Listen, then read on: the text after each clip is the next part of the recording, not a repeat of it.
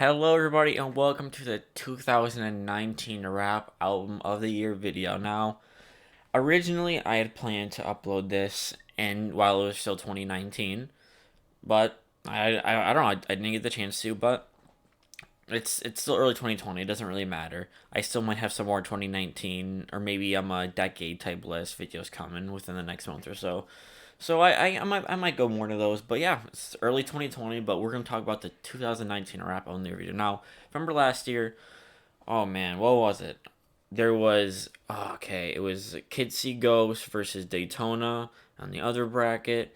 It was Book of Ryan versus Kamikaze. Now, Book of Ryan ended up winning that video, and I completely stand by the decision. As much as I really do like the other albums, Book of Ryan has still held a year later. Well, I mean, I known the album for more than a year at that point, but even another year from that point, still it holds over, and it's great. Now, this is funny. This is actually the first video or piece of content I'm making on my new PC because I got a new PC for Christmas because my laptop that I made all my old videos on, like all the videos that you see on this channel before this one are all on my laptop. This is the first one on my PC, and it's great. And I mean, you won't notice a difference, but for me, it's great because it's so much easier to record. It's faster, and it's just great. That's why I haven't done anything on my main channel because it requires a little bit of power to like stream and play games at the same time, and my laptop could not handle that anymore. Um, but here we are, and I'm finally here making a video on this, and I'm very glad. And this is the first one. It's a big deal. So 2019, gotta be real, it wasn't the best year for rap or hip hop in a mainstream sense. But in the underground, now I'm not too into the underground. I know like a little bit. I'm still kind of getting into it. I still have a lot of learning to do, but from what I have discovered, there was a lot of good underground stuff.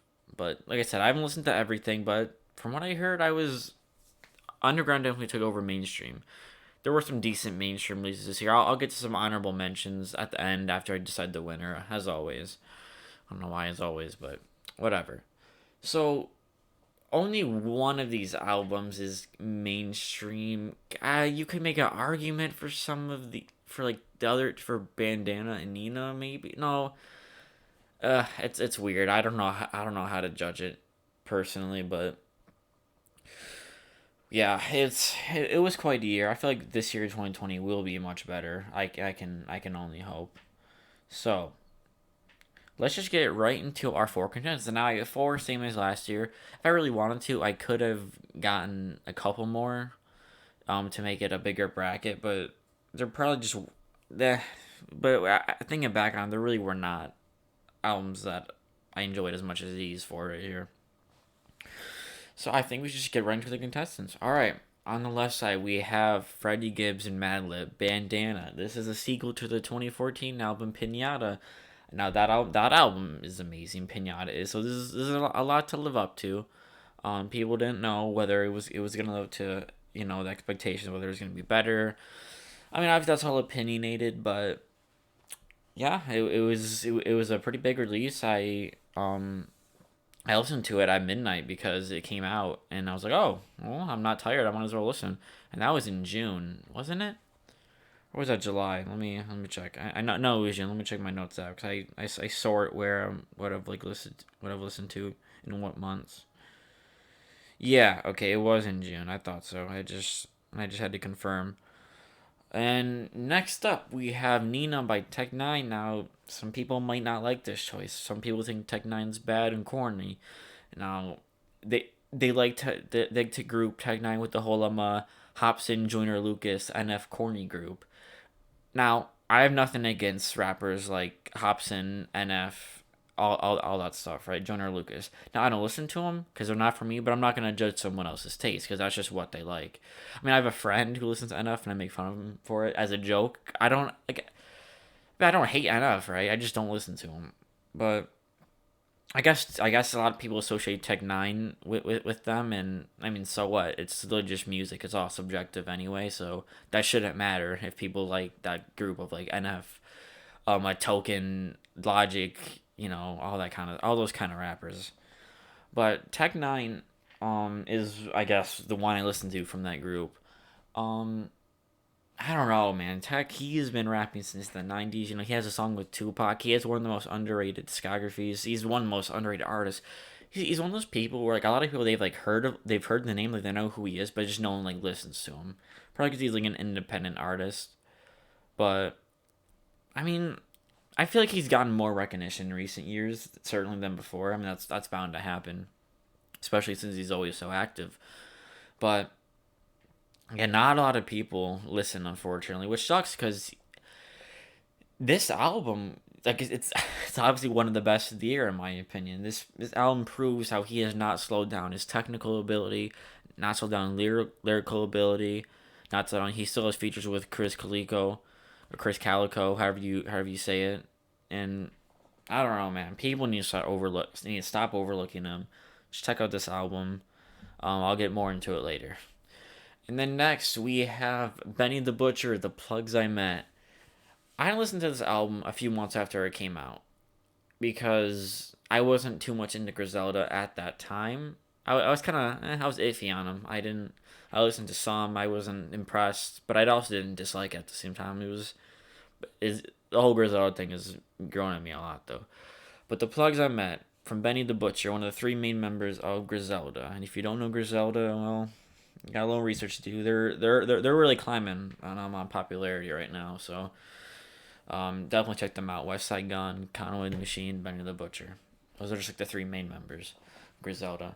So he released this album is only 6 songs long. I mean, there's 7 tracks, but the first one's just an intro skit. Now, if an album with only 6 songs made it onto this list, that says something. And this album, it was amazing quality. There was not a single bad bar. The features were consistently amazing. Benny was great on every track, and I don't know, it was. And if you haven't listened, it's literally like the project's like 25 minutes or something like that. It's maybe like a couple minutes less. Just get that listen. Then we have Jesus is King by Kanye West. Ooh. This was the album that we got instead of Yandi. Yandi was arguably one of his most hyped up album. There was so much circling that. And it's almost kind of what Yandi evolved into. All right, in all fairness. So in a way, this is Yandi, but from some elite tracks from Yandi, there was definitely elements that were not Christ-like, and they were not not up to the Christian code. All right, but. So there were some tracks, some elements from Yanni that carry over in this one from the leaks I heard, but overall this is a pretty different album. I mean, hey, I was at the listening party. I heard this album for like the first time it was played in public, and it undergo some changes. There were a couple tracks removed that I heard in the listening party that were not on the album, and yeah, I remember I was at school when this album dropped because of course Kanye would not drop at midnight on the day. It did eventually release on the 25th, which is when he said he was going to after saying about like 15 other dates. But I'm not mad. I understand if it's not done, it's not done. Let him finish it. So this album released when I was in school and I had to listen to it during school, and maybe that kind of hindered like my first like listen through of it. Maybe kind of dampened a little bit because I was I had to do work while I was listening to it, and I did it. It wasn't completely, it was weird. But the album, I'll just say it now. In my opinion, it's the least good. It's at the bottom. If I'm ranking it, it's at the very bottom. But I still give the album like a 7 out of 10. I still really like it. It still has like great sampling. Kanye has some more iconic bars as always. Some corny ones, but corny in a good way. Kind of like Eminem. Like that's why I like it, a lot of his corny bars, but I mean it like a good way because like they're funny. Because I like funny bars like that.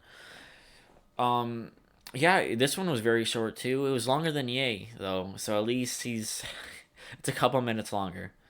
So yeah, those are our 4 contestants. Now I think we're just gonna start on the left with Bandana versus Nina. All right. Let's start with Bandana. Let me pull up the album spot. I was gonna look at the tracks. Now I did not listen to any of the albums all the way through before doing this, just because I generally listen to a lot of them in my shuffle, and even if I were to, I'm not good at talking about albums as a whole yet. I'm still practicing that, but let's just get it. Let's just get on with it. I'm not good at explaining, but catch me a break or give me a break rather. Okay, Bandana. It started with like a little intro skit or whatever. Um, Abrigado. Okay, then there was freestyle shit. That song, my opinion, I would have not had that song right after. I would have had the intro skit go right into half main, half cocaine. But freestyle shit's a good song. It's just about just talking about some things he did before he got the music thing moving, right? And now that he has a music thing moving, he's not stopping, right? It's nice. I like the trumpets. It's a great track by itself. I don't know. I just would have been great if it went into. I mean, the transition at the end, it's subtle, but it's good. And to half main, half cocaine, but whatever. So then half main, half cocaine, which is probably my favorite song on the album. Like every time I hear this song in my shuffle, I'm pretty sure I said this in my top 10 songs of the year. But every time I get this in my shuffle, I never skip it just because I like the beat in the beginning. I don't know. I love that beat. Um, well, the song is really just about moving cocaine and drugs. I don't really need to explain. The beat switch is great, but I prefer the first half of the song. The main part, the half main part. Yeah, then it goes into Crime Pays, which I think was the first single to the album.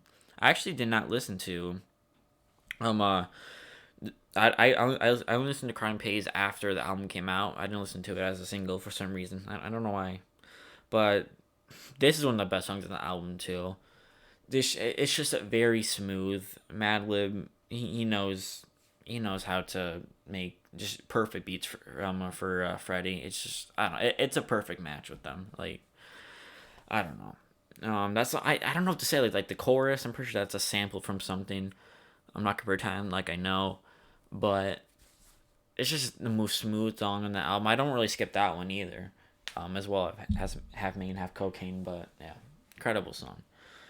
Now let's skip to Palmolive with Pusha T and Killer Mike.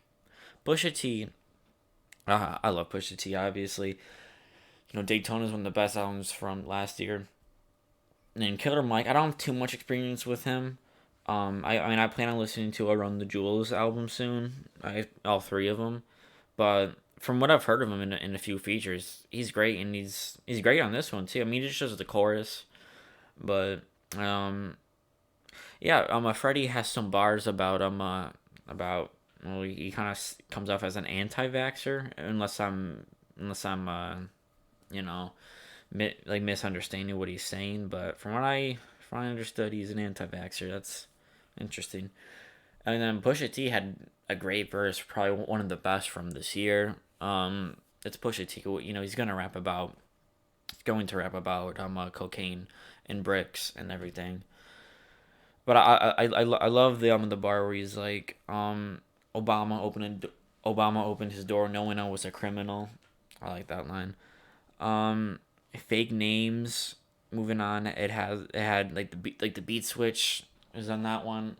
That song was just smooth, man. There's not much to say. It's all these songs are just like really smooth. Like this album says a lot by itself. I can't really do it justice, or I don't really know what to say, but yeah. Um, Flat Tummy Tea. That song goes in. That's one. I don't know if it's top five, but it's somewhere around there for sure though. Let's see. Situations is good. Smooth chorus. Then there's Giannis with Anderson Paak. That is 100% top three. Maybe my second favorite. I don't know if I like Giannis or Crime Pays more. That's kind of a hard one. But I don't know, man. Anderson Paak. Like I said, this is also my top 10 favorite songs of the year. Anderson Paak. He just makes any song immediately like just like 10 times better. I don't know what it is about him. I mean, he's really good. I listened his albums Oxnard's really good. Malibu. Um, Something he came out with this year, Ventura. Ventura, however you say it. And I'm glad that Anderson .Paak just got a verse and not just the chorus. I would have found just a chorus, but he got a great verse on this one too. Let's move down to Get Damn. That's the only song, I gotta be honest, I don't like, or the only song I don't have on my library. I don't have that song saved. It's just, I appreciate it for what it is, but just like the singing style. I mean, the instrumental's nice. I mean, Freddie's nice over it, but just the sound overall, I don't know. I just can't personally. It's not bad though. Don't get me wrong. Then there's Education. I did skip a couple songs here and there because I there's not a ton to say about them. That's not a negative thing. I just don't know what to say. Education with Yassine Bey. That's how you say it, aka Mos Def, and Black Thought. Black Thought and Freddie Gibbs. That's, I mean, this isn't the first time they've collabed, I don't think, but Black Thought is one of like the best rappers ever, one of the best like pure lyricists ever, and I don't know him with most stuff. Sorry, I know that's not what he's going by, but that's what I'm gonna say, just so I know that's, because I know that's correct. And Freddie Gibbs, that song is easily like my favorite behind Crime Pays, Half Million, Cocaine, Giannis. That's in fourth place. That song, I don't know, it's just incredible. It's just three amazing lyricists all on one track. The way Freddie comes in, it's great. And then Soul Right, which was a great way to close the album. It was just, about he wants to get his soul right. And it's just a good closer. I saw some people saying that it kept ending with Education, which it could have. I won't lie, but I don't know. I like the way it is with Soul Right at the end. So yeah, that was Bandana by Freddie Gibbs and Madlib. Was it better than Pinata? I still can't say. I mean, I've heard both albums. I don't know, but I'm not gonna give them a rating because that would require a lot of thought, and I just didn't do that beforehand. But yeah, and they have another album coming in another 5 years or less, because I know Freddie says something between like 3 or 5 years they're gonna make Montana, so it'll be a trilogy. I feel like Montana's gonna be the best one though. I know we haven't heard a single thing off it because it's years away, but I don't know. That's just the vibe I get from it. Now let's go to Nina by Tech Nine. I already, I said what I had to say. Underrated album already. Just getting that out of the way. A lot of killer tracks on this. There was some filler. I'm not gonna lie. There was definitely a few songs that could have been removed, but it was the songs that weren't, like the most of them that weren't, still, it still warrants for album of the year material in my opinion. So there's a La Horde intro. If that's how you say it. I don't speak Spanish. Um, then it goes into Lord of Weird, which is the actual first song, which is top three on the album. It's just, look, if you're thinking about Tech Nine, from even from his early career, he was always like super weird with like the stuff he wore, the way he acted. With like his hair. Like, I feel like if like someone like Angelic from his 2001 album, no one was really doing that at the time. He's one of the pioneers of like of like weird things and experimental things in the industry. At least people that were influenced by him, because not everyone was influenced by Tech Nine, obviously, but like the people who were, he's you know he's pioneered a lot.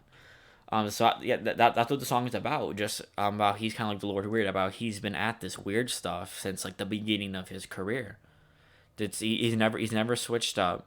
He's always kept his weird energy. He knows people think he's weird. He knows some rappers don't like him for that. Some people don't, but he's him. Then there's Nina, which is the title track. That song is just like really fun. It's like Nine is just spitting fast like he does for the most time under it or on it. Um, the chorus is great with like the people like yelling Nina. I don't know, that song's nice. It's like it's kind of about a lot. He doesn't have like a specific matter, like subject matter in the song. It's just kind of whatever. Then was Hit the Ground Running with J.O. and King ISO. And King ISO, I gotta say, he deserves a lot more attention. He's more or less known than Tech Nine, because I'm pretty sure King ISO was signed to Strength Music, which is Tech's label that he owns. And I don't know, man. He's just a pure spitter like Tech Nine. Like he can rap fast. That's not all he does, but he's a great lyricist. He goes like really hard and aggressive on beats. Um, He's up there with Tech Nine. I mean, not like overall, but like on this track, he's up to par with them. Okay, then there's Like I Ain't, which I think is my favorite song off the album. Which is this whole song is just like a flex of his like whole entire career and just everything that all the people he's collaborated with, all like the record deals he's gotten. You know, having a song with Tupac, with with Hobson, which isn't the biggest flex. No, I'm joking, and just like all like the money he's gotten for shows. You know, just listen to the song for yourself. It's just a flex, and it goes to show that while he may be underrated by people in terms of who listens to his music, because like I said, everyone like knows the name. I feel like this just goes to show that he's a lot more he's a lot more popular with actual rappers than people know. He's not maybe too well known with a lot of like the hip hop audience, but people who actually make music, they know a lot of them know all about Tech Nine, and that's this song proves it. Um, Greenlit is another song with Tech Nine and King ISO with Maze 301. Now I'm not a big fan of Maze. It's just kind of generic autotune. Now I don't hate autotune, like that's fine, but it's just I don't know. It's just kind of weird. I just not a lot of originality with it. But King ISO and Tech are great, of course. Then there's Chuki Fever. Now I don't really quite know the meaning behind the whole song. And now I know there has something. There's some parts that have to do with like with actually Tech, he did a strange film that coincided with a lot of the songs on the album. Not all of them, but a lot of them. And it's called what was it called? I can't remember. Let's look up like Tech Nine short film or something like that. Cathartic, yeah, it was cathartic. There were like 2 parts, like 2 seasons, and every single episode, it wasn't all song. It wasn't like a musical. I mean, I guess in a way, it kind of was because they would just break out into song at random points. I never looked at it like that until now. I guess Tech Nine made a mini musical. That's really funny. But in the part for Chucky Fever, because like all the songs coincided with like the storyline that they were doing like when they were playing, so it all made sense. So in Chucky Fever, he was at like a bar and he was talking with this he was with this like girl there, and then there's some like I'm some kind of like some like racist dude who like owns the bar, like knows the chick, and he's not a fan of Tech. Something like that. He doesn't like him, doesn't like what he's doing, all that stuff. So that's all I can say. But besides that, I don't know. Then there's Eddie's. I'm skipping down a couple songs, which is about edibles, about weed edibles. It's just about how his experience with them, how crazy they can make him go, which is great. Um, let's go down to FTI 2.0, which is fuck the industry. That's what the song means. Now, his 2001 album Angelic, he had a song called FTI. This is the sequel song all these years later, which is cool. Um, FTI 2.0, I think I like it more than the first one. This song is just great. Um, of like the little intro he has, I don't know. That song is just so great. Just him just flipping off the industry pretty much, because he's independent, so he doesn't mess with like the label stuff really a lot. Well, with like with like big record companies, the music industry, like the crappy parts about it. Because the music industry, it's not completely horrible, but a lot of it is like any artist can vouch in like any genre, not just like hip hop. But it's messed up. And there's a song about She Fell, which is if you listen to the first 2 seconds of the song, you can get what it's about. I don't miss anymore. Let's skip down to HOB. I don't know what that song stands for, but it's a Spanish song. I'm pretty sure because the guy who's featured on it. That like I said, I did not listen to any songs all the way through, but I genuinely remember.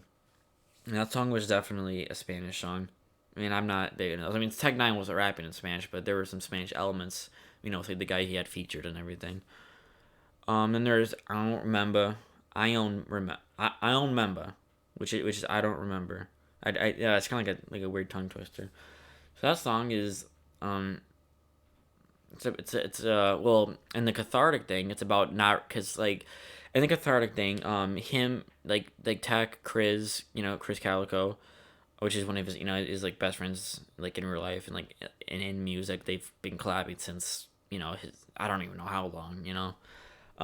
So in that, like him, like Tech, Chris, and like some other people of like strange music, they killed people, and they in this part they were in court, and they were saying that they don't remember what they did because obviously they wanted to get out of the sentence, and they did end up beating the case. Spoiler alert if you were gonna watch it. Then there's a song about Active, which is that's the song after I don't remember, which is with Chris, Tech and Chris, which one of the best duos in hip hop ever. One of the most underrated, of course. That song is well. It's about it's about like gang members and gangs and being active. About how like the whole gang scene's alive.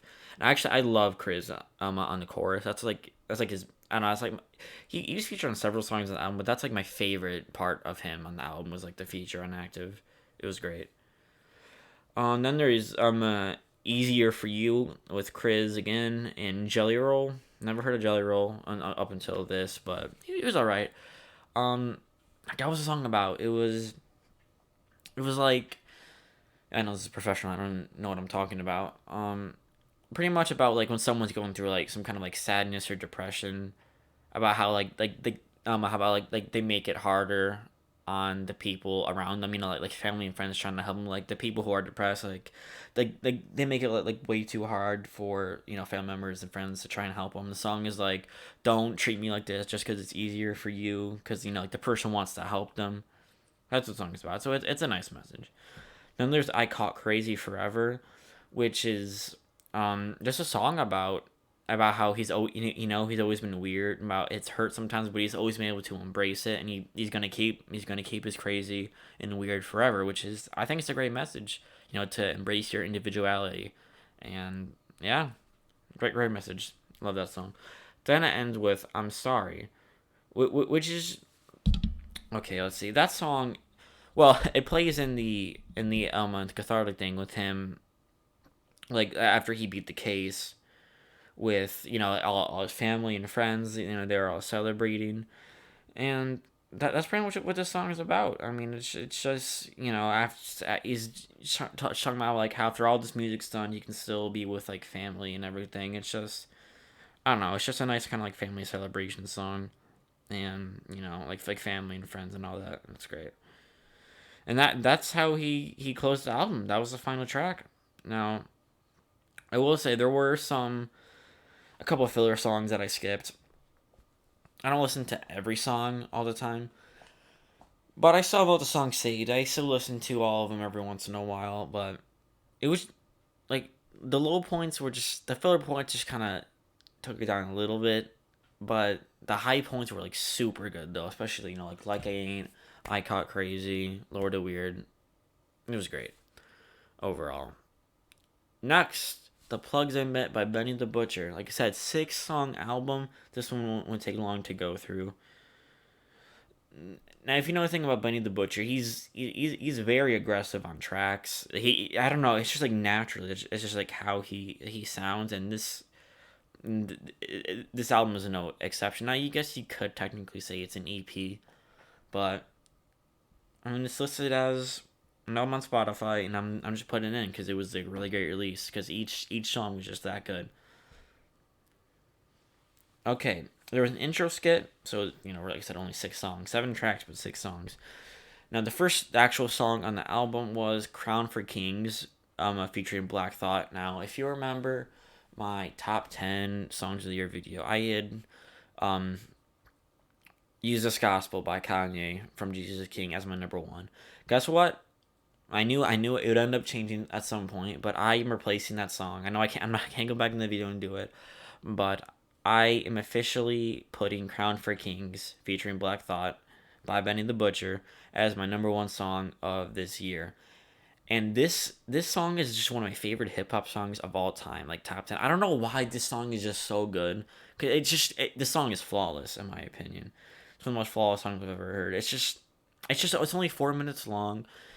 It's like Benny just has like a just a classic verse. It's a flawless verse. Same with Black Thought, because Black Thought he's one of the best rappers of all time, and Benny's one of the best like right now. Like he's one of the best that's like still at this rapping like in the moment. I don't know, just getting these two elite MCs song together like, on a song together. I don't know, man. I hope they make some kind of EP or album together, mixtape, whatever. I don't know. They just mesh so well. Like the tiny little trumpet interlude from Benny's verse to Black Thoughts, and just like the instrumental. I don't know. There's not a single bad bar. All the bars are perfect. I don't know. It's it's just it's so good. I don't know how to explain it besides that, but incredible song.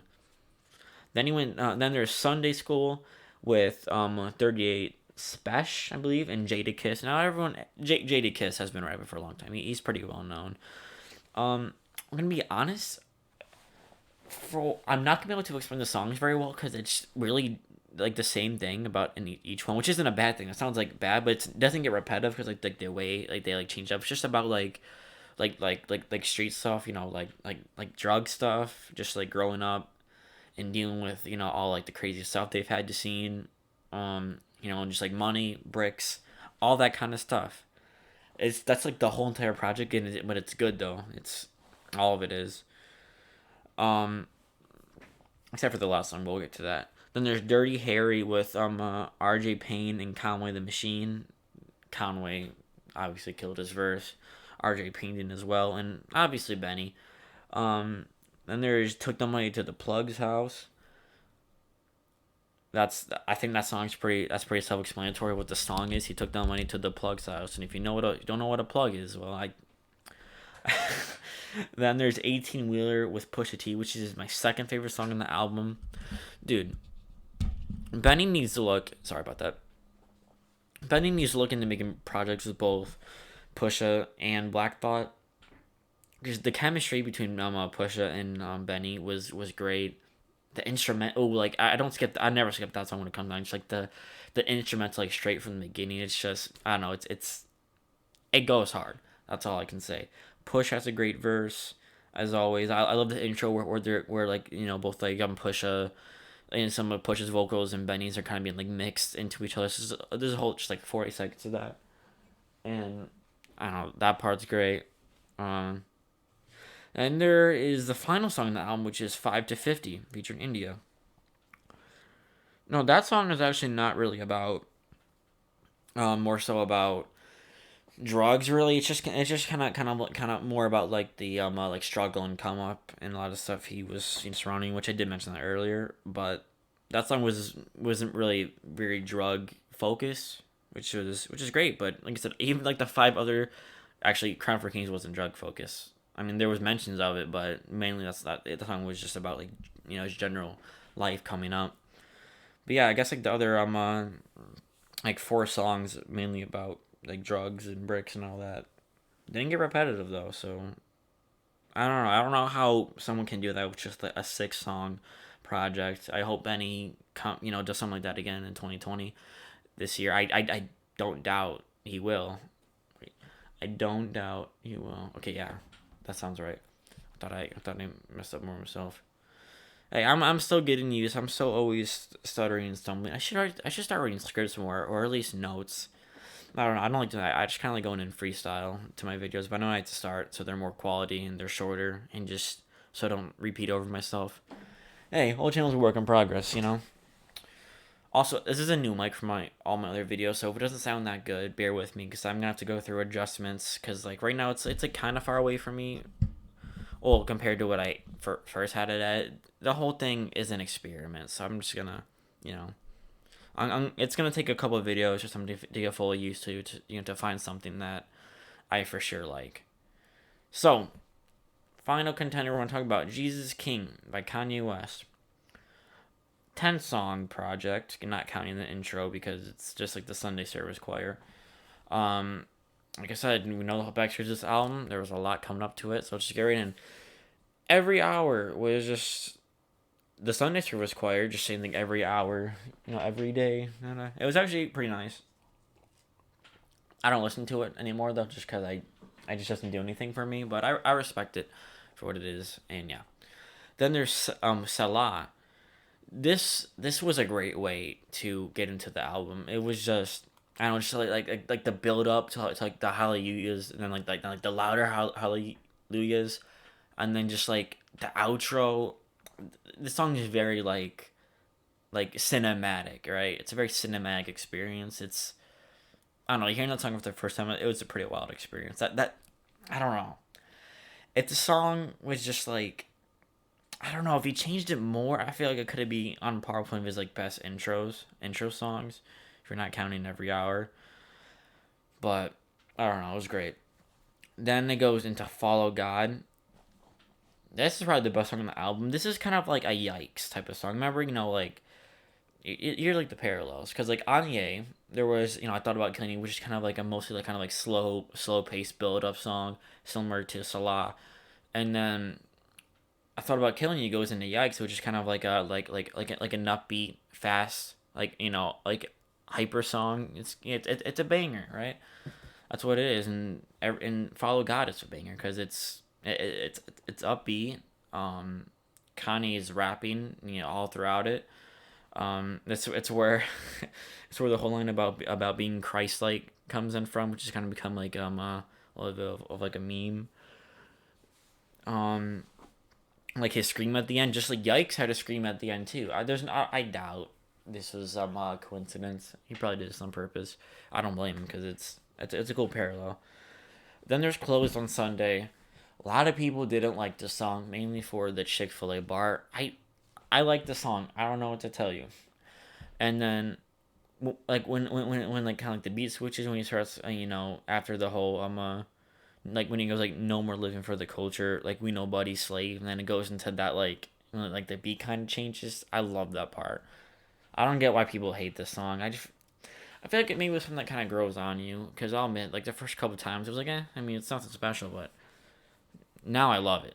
So I genuinely don't get the hate on that song. That's great.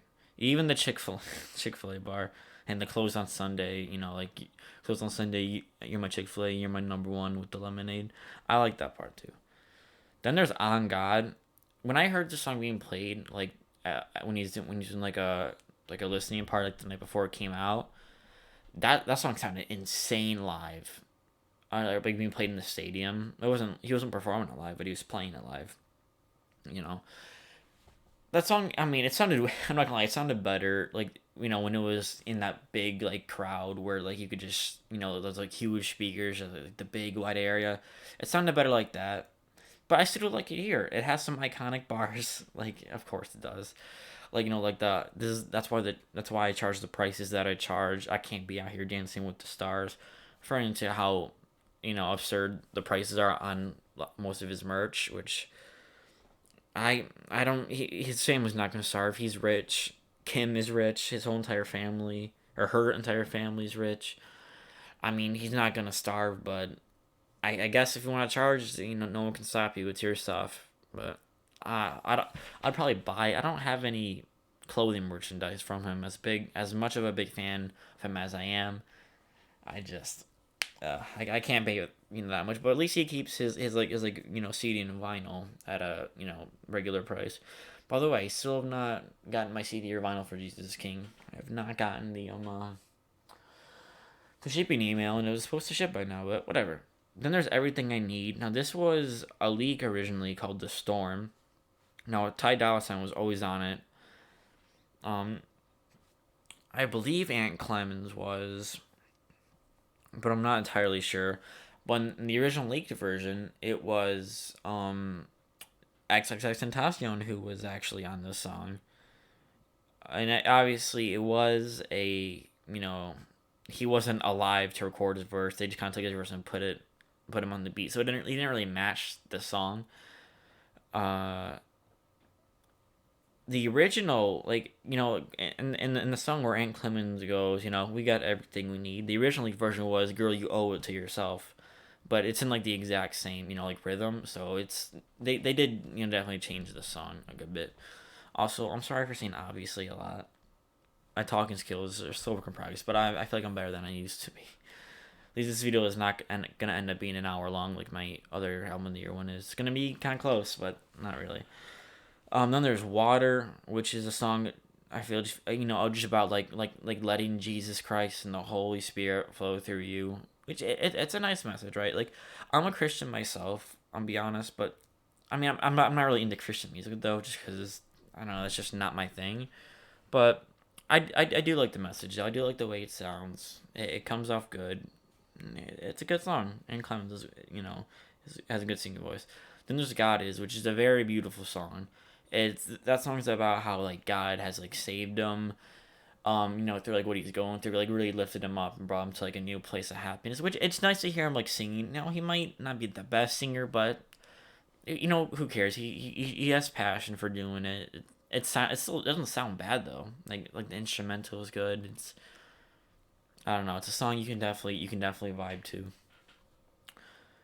And there's Hands On, which is another song about about like God kind of intervening in your life. Getting hands on with your situation. Fred Hammond is great on it. He has a great voice. He meshes well with Kanye. I'll be honest, it is probably my least favorite song on the album, but I still enjoy it to a degree. Then there's Use This Gospel, the best song on the album, my opinion, with Clips, No Malice, Pusha T, and, the rap duo, if you know, you know. And Kenny G, which is a saxophone player. Now this still is top 10 songs from the year. It's just not number one anymore. I don't know where I would put it. I'd have to take something out. But just know that Crown for Kings is my number one spot. But I still love Use This Gospel. Like the last minute with like the saxophone, and then the last like 20 seconds. I kind of wish that beat was used more, but Pusha T did great. No Malice had the best verse. I don't his verse is more simple, but it's just I don't know like the way he yells it. It's nice. I just wish Kanye had a verse on it. That's like my only like nitpick of the song, but he's good though. Then there's Jesus is Lord, which is just a song about Jesus is Lord. Like every knee shall bow. It's like the first like line of the song. The song's literally like a minute. Let me check real quick. Yeah, the song's literally 49 seconds. I mean, it's a way to close the album. I don't know why he wouldn't put. I know there's no way that's all he recorded, so I wish he would have put the full song, but it's an alright way to close the album. And yeah, it's. I'll be honest, looking back on it, it is kind of disappointing just because of all like the stuff leading up to it from like Yandi, because that was a good big deal. He has a line Salah. Everybody wanted Yandi, then Jesus Christ did the laundry, and a lot of people were saying that they wish Jesus Christ didn't do the laundry, and I may or may not be one of those people, but I still thought Jesus is King was solid, very solid. I just hope I like his next project more. Like Jesus King 2 with Dr. Dre, that's on the way. So I guess we'll see. So let's start going to the semifinals. The semifinals will be over with pretty quickly because I don't really have much to say about the albums because I've already talked about them. So let's go with Freddie Gibbs and Madlib with Bandana versus Tech Nine with Nina. These songs, these albums, kind of went both under the radar because Freddie Gibbs isn't quite mainstream.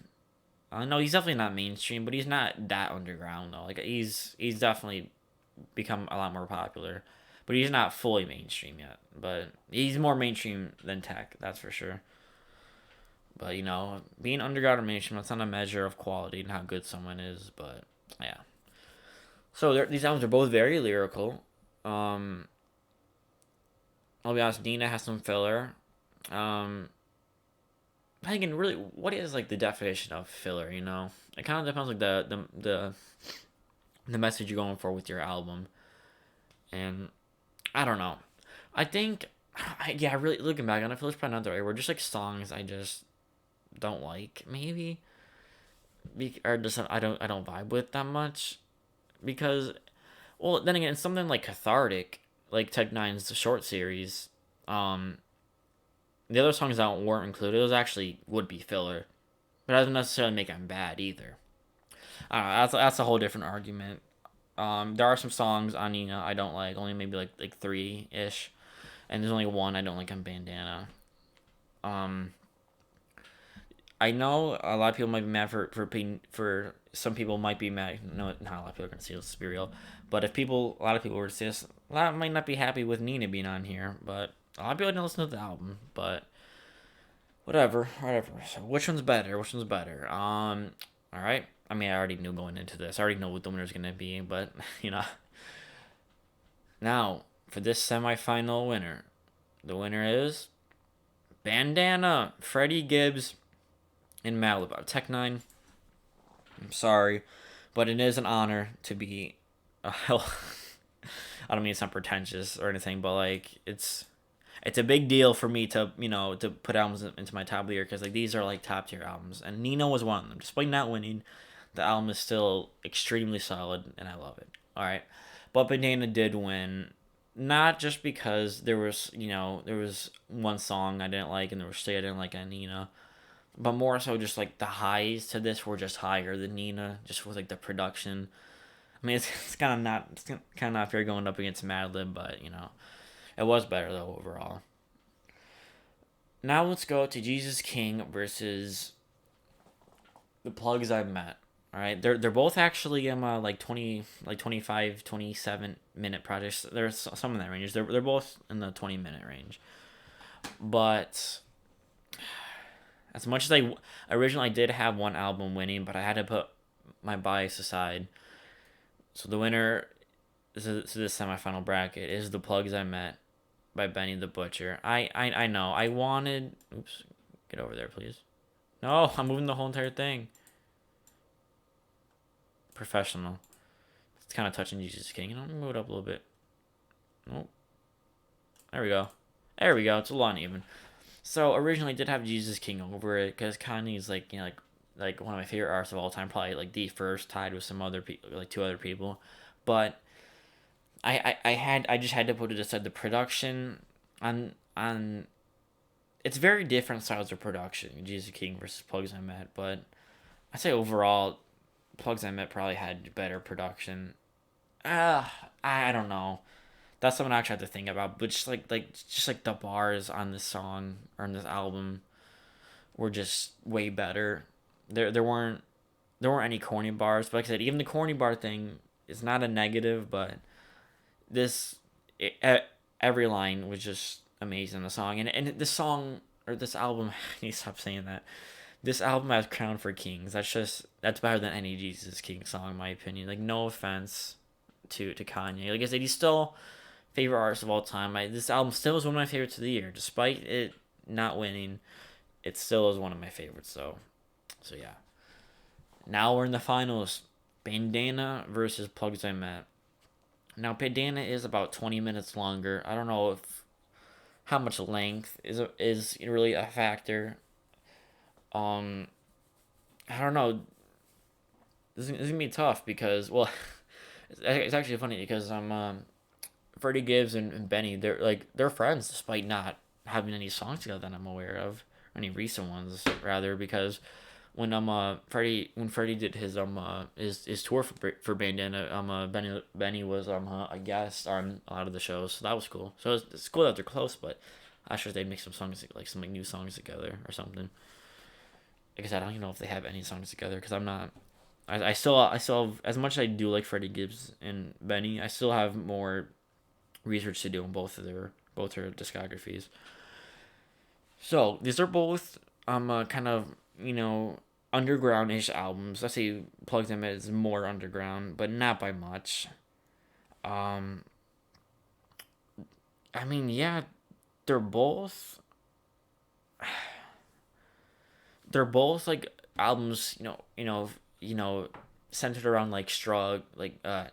I combine street and drug, kind of like street stuff, drug stuff, a lot of bricks, cocaine. So it's a lot of the same subject matter. So I feel like it might not be fair to do it with like the length, but like the subject matter, I feel like that makes it even. I mean, I don't have anything really to say new about each one. So I guess we're trying to go right into the winner. Um, my 2019 rap album of the year is.